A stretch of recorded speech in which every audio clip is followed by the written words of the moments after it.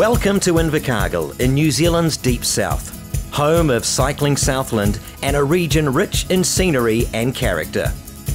For the past 58 years, Invercargill has opened its doors to a small army of elite cycling teams who descend on the region for one of the biggest and toughest races on the New Zealand cycle racing calendar. Across 7 stages and 900 kilometres, the cyclists will face everything the roads, terrain and weather of Southland can throw at them. At the end of the week, the best will take home the titles and the jerseys money can't buy. This is the 2014 SBS Bank Tour of Southland. Blue skies greeted the riders as they departed from the Riviera of the South on Stage 3 of the SBS Bank Tour of Southland. As the peloton skimmed around the unusually calm coastal roads of Western Southland, numerous attempts to get off the front were made. It took some 50 kilometres before a group finally managed to gain a gap. With Englishman Thomas Stewart as part of the group and a real threat to the yellow, the leaders were only allowed a 2-minute 30 gap for the majority of the stage. Going over the Category 1 climb of Blackmount, the peloton had begun to lift their efforts in a bid to bring back the break. Approaching the township of Manapuri, the gap came down to within 30 seconds before the leaders dug it in to open up what would be the final burst to the line. National representative Fraser Goff made his bid for glory with an attack 1 kilometre out from the finish, and with a large crowd gathered along the shores of the picturesque Te Anau lakefront to greet him, he secured for himself a prestigious stage win.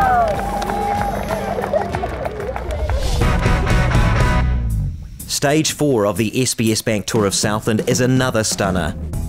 The stage starts in Te Anau on the edge of the world-renowned Fiordland National Park and takes the riders on a testing ride through some of the best scenery New Zealand has to offer. The ultimate destination is adventure capital Queenstown and a tough climb to the base of the Coronet Peak ski area.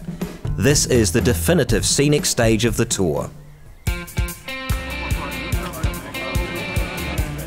I've been looking forward to this one for a wee while now, just after got a wee taster of it up Bluff and keen to give it the full bloody berries up Coronet and see if I can do some damage. We're kind of preparing all tour for this to be the decisive stage, so the plan all along has been to save energy and really focus on this stage and give it our all and try and hit the yellow here. You know, we haven't had any long climbs like that. We've had Bluff Hill, which is a very different hill to Coronet, so the gaps could really open up, and there could be at the same time some guys coming out of the woodwork and leaping a few spots ahead, so we've got to be really on our game today. Yeah, today's the big stage. You know, everyone's been talking about it all week, and of course finishing with it was about 8 or 9k climb. It's really going to stir things up, I think. It's the first time of my life I have to ride a race like that in the day of my birthday. But yeah, I think it will be probably a long day for us with the yellow jersey. We have to defend it and to try to keep the jersey. The Queen stage of this year's tour, introduced last year to finish onto the Coronet Peak. These riders have got over 186 kilometres. Tailwinds through to Mossburn generally, and then you could be head or crosswinds all the way to Coronet, which makes for a long day in the saddle. There is going to have to be some serious organisation from the teams in ensuring that the riders vying for the yellow jersey arrive at the bottom of Coronet Peak with something left in their legs. The efforts required to go up there is quite huge and quite significant, but in my honest opinion, this is where the tour can easily be won. It's very nasty. Even the climb just before you get to Coronet Peak tweaks the legs quite a bit, and then you're in the saddle for the best part of 20 minutes to an hour of uphill slog. It's horrible.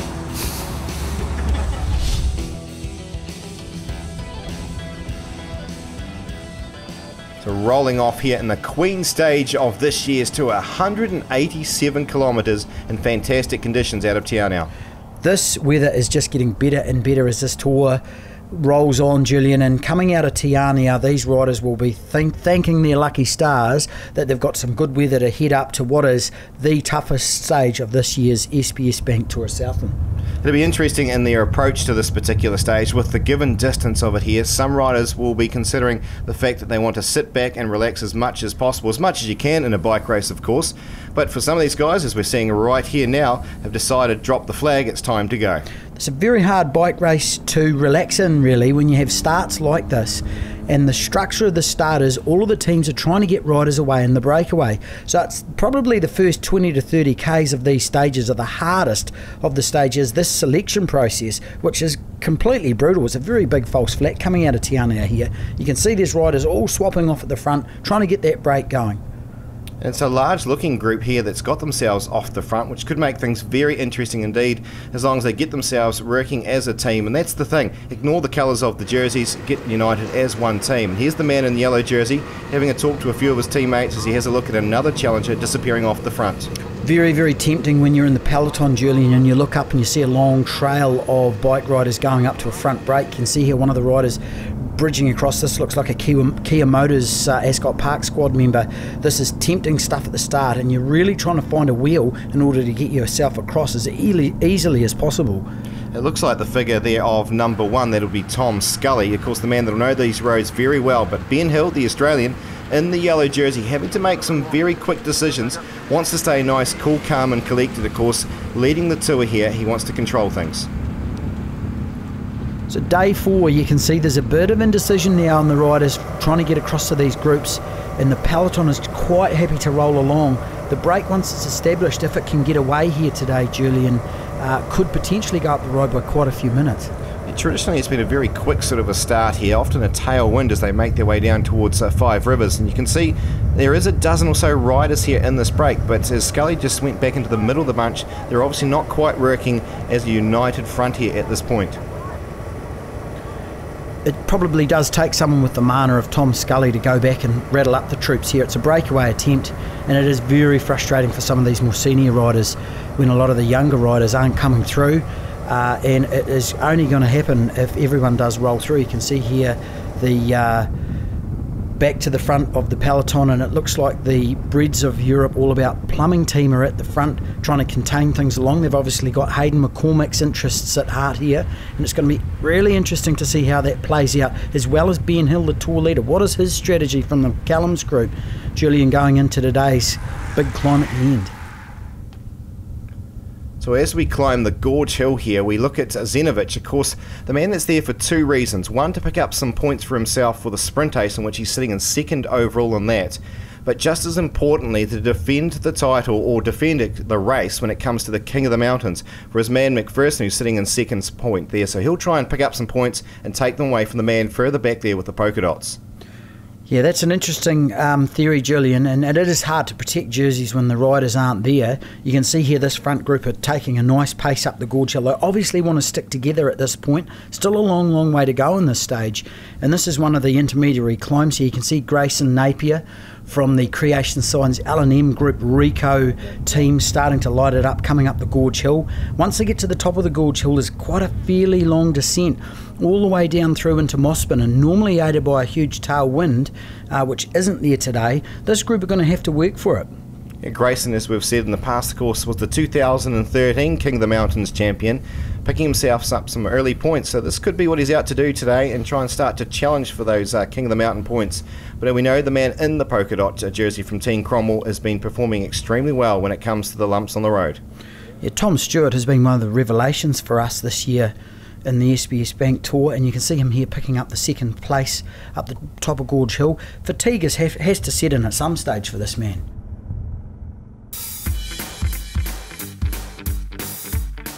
It came about coffee at Fusée, crossing the mall, and we had Matt Marshall, who's riding in the team, and he was bringing us coffee, and we sort of joked between sort of 4 of us that we should put a team in, and he said he'd ride, so that's how it started. That was it, 22 businesses later, job done. Because it's fun. It's fun for the town, it's a great result. You know, we've got a good cycling fraternity here, so it was easy for us. Thank you. Tom Scully. He invited me to come out and see where he lives and what New Zealand's about. And this time of the year is perfect for us because there's not too much going on in the UK right now. So it was a perfect opportunity to come and do the race and see a bit of the country as well. We actually decided that we were going to come at training camp in the Pyrenees. We'd finished the training camp and we ended up sat in a rubbish hotel room, just sitting around and talking, and that was when we went, right, let's go and do it. Look, those boys have been great. They've come into Cromwell and really embraced our lifestyle here because we are a smaller town. The support from the whole town, everybody's chipping in, doing their little bit for the team. It's really it surprised me when I got here how involved the community is. It's fantastic to see. I can't stop looking, out the window everywhere. So I'm really enjoying the country. Everyone we've met's been so friendly as well. It's been great. I've only really seen Cromwell and Queenstown, but Cromwell's pretty amazing. Can't get used to it really.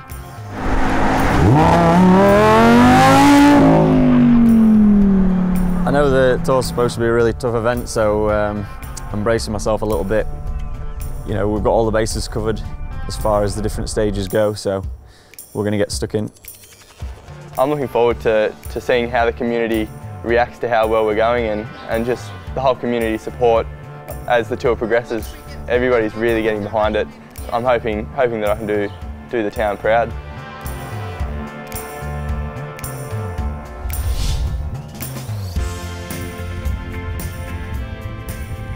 The riders lining themselves up for yet another one of the sprint prems here in this year's tour. And Zenovic, you can see, having a nudge at trying to pick himself up the points. As we said, one of the key reasons for him being out there today is to try and secure that green jersey. There's a ferocious pace coming through Mossburn. It is a hard left-hander here towards the Five Rivers part of the stage, but some of these prems are going to really be important for Matt Zenovic, and as you go on further, of course, in the tour, the opportunity for those prems becomes less. A beautiful part of the country here for the riders, which they don't have much time to have a look at it, but it certainly makes for fantastic shots here in the tour. Here we see the riders descending down off the Devil's Staircase.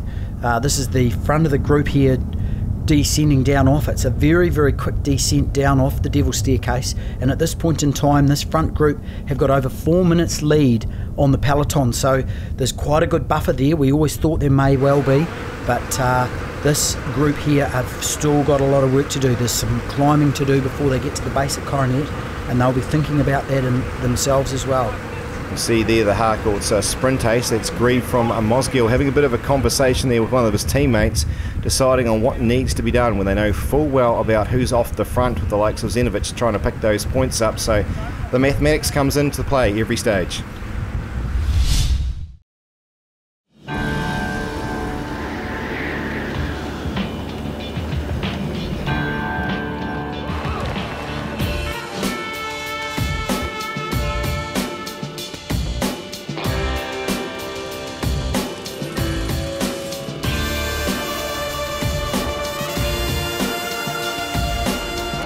The powerful new Octavia RS. Not your everyday family car. Skoda, simply clever.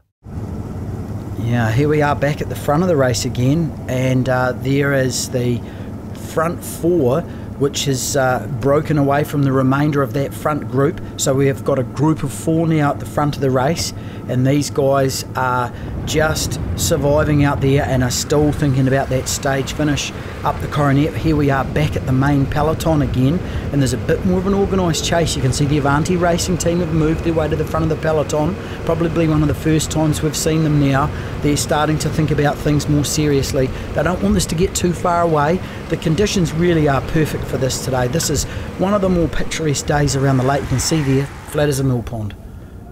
They certainly know a lot about the stage. Of course, we've got Taylor Gunman, the winner of it last year, but these four men out in front are determined to try and stay clear of the field, with Zenovic and Schreuers, of course, the Barry Stewart Builders team in amongst them there. We've got Scully and, of course, the birthday boy, Simon Palud, there of the McCallum's group, the man from Switzerland, the 2013 Under-23 champion. The McCallum's group have had a really great tour so far, and they've been represented in a lot of the moves. Of course, they've got the yellow jersey at the moment as well, Julian. You can see here coming up towards the roundabout at Frankton, that's the turn off there to the airport. We've got a time gap here on the motorbike, 3:59, so they've still got a good buffer. They've got a lot of work to do. You can see here the McCallum's group rider, the Swiss boy, is starting to accelerate coming up towards the Shotover, just over the Shotover River.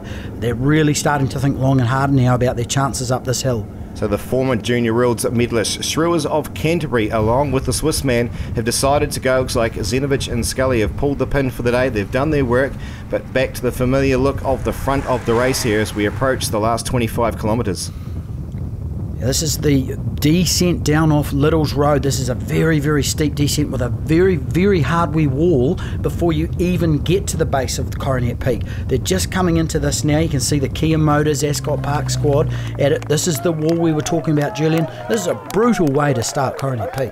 Absolutely, and Shrewers is giving it absolute death here. There's an opportunity here to take one of the biggest stages in New Zealand cycling here, and he's desperate to try and do so. As you can see him in the distance now, entering onto the 9-kilometre climb. But it's the man from Switzerland who got chopped off the back from a bit there, has managed to get himself back on, is now going to go for a bit of a kick and see if he can get himself clear. This is really gutsy stuff here from Simon Pillow. There's a long way to go on this climb, and he's probably on potentially the steepest part of this climb.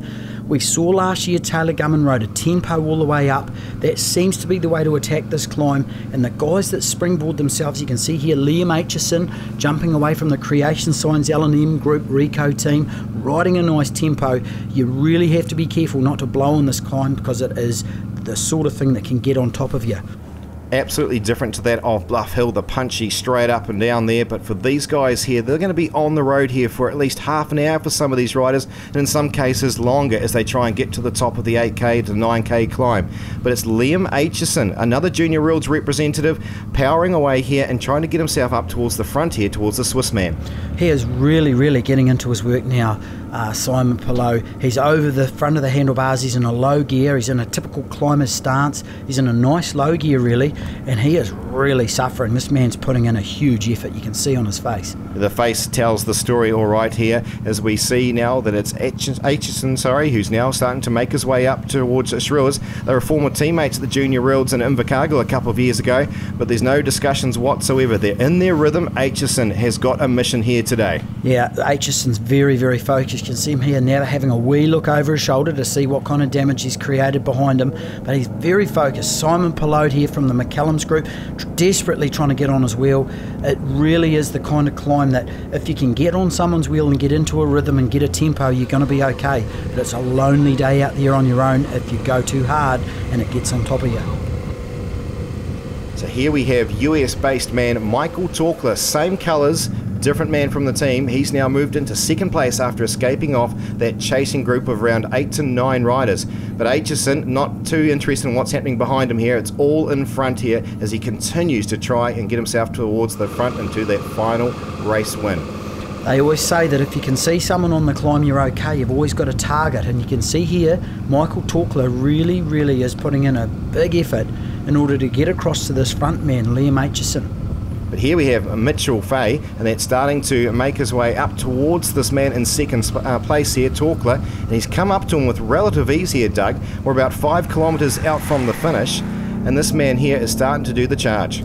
Yes, Mitchell Lovelock Fay from the Avanti Racing team. He has been the support man in this team for a lot of these riders all year. This is his chance to shine. They have told us through this race that this boy's got something under the hood special, and here he is today expressing himself on the Coronet Peak stage, and this guy's really putting these other two behind him in all sorts of pain. Well, don't forget, of course, with the sort of time gaps that were present at the start of today's stage, these sort of guys here are going to really upset the top 10 now, and we could see quite a difference here at the end of the stage as Aitchison decides to go once again. The gritty determination of this young man as he moves off the front, and a bit of a reaction from the other two, but they're still trying to find their rhythm. Yeah, it's interesting to see the kind of gear that Liam Aitchison's pushing. He's pushing quite a lot higher gear than Mitchell Lovelock Fay behind him. He's stomping his way up this climb. Mitchell Lovelock-Fay from the Avanti Racing team is over the gear, he's pedalling away nicely, and this man is really just riding a very controlled and measured ride. This guy's obviously been up this climb before, I would say, Julian, in preparation for the race. He'll know exactly where he is and exactly how far he's got, and also, most importantly, how much he's got in the tank. Well, let's not forget, of course, his teammate won the stage last year, so they would have a lot of knowledge going into the stage. Torkler, the rubber band has snapped, and he is back now in third spot. He'll try and gather his breath, try and calm down the heart rate there, and get himself back into a bit of a rhythm. But the man out in front here is now putting a bit of a charge on here with only a couple kilometres to go, but very steep and challenging kilometres they are. Once you head into the switchback section towards the final portion of this climb, you do get a bit of acceleration out of these switchbacks, and you can see this man's using them to his full advantage, coming out wide, coming in narrow. It is a very, very steep finish, but he has seriously put some distance into Liam Aitchison and Michael Torkler from the Barry Stewart team. Mitchell Lovelock-Fay is really making every effort to not only win the stage, but to put himself in a position to be the overall leader of this race. The time gaps are certainly starting to spread now, with the pink jersey further down the hill. Of course, the man that was in second spot coming into this, McCormick, it'll be very interesting to see what sort of challenge he can put on there to try and keep himself in those top positions, because this man here is making a serious effort here to ride away with this year's tour. He looks very, very controlled and measured. This guy is really, really making sure he is over the gear. He's having a sneak peek over his shoulder. It's the first time I've seen him actually do that. This guy's riding his own race. They're obviously very, very aware that this climb is what it is, and here he is coming up to the finish now, Julian.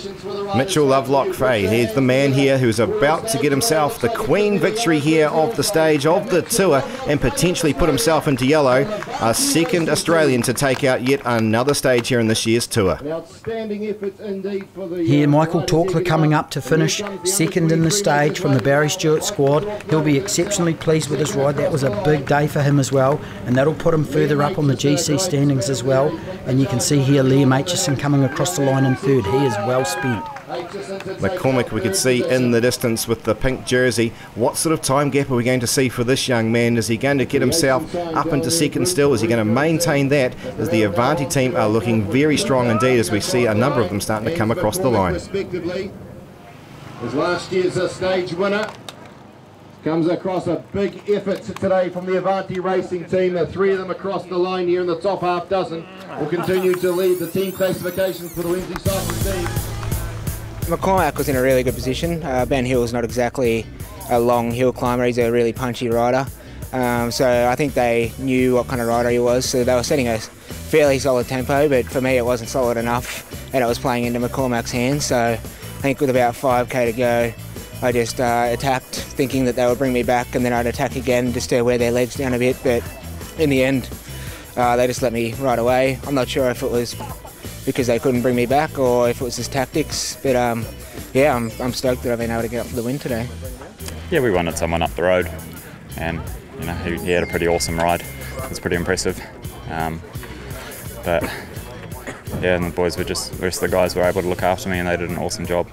Just keep me sheltered, keep me fed, just yeah, give me what I need pretty much. So yeah, the day pretty much went to plan. The yellow jersey moves on to a different Australian in this year's field, with Mitchell Lovelock-Fay taking a decisive victory today to go to 18-second difference over Hayden McCormick and Joe Cooper, his fellow teammate. The battle continues for the Harcourt's sprint ace, with Matt Zenovich now in the lead on 65 points.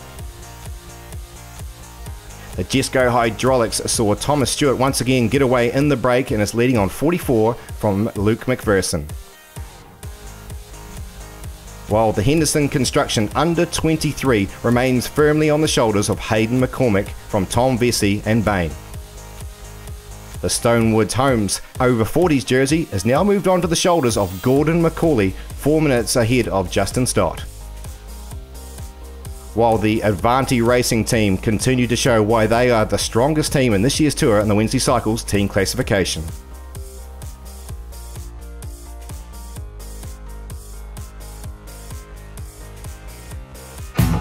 Follow the 2014 SBS Bank Tour of Southland all week with full results, live updates, photo galleries and video coverage every day at tourofsouthland.com.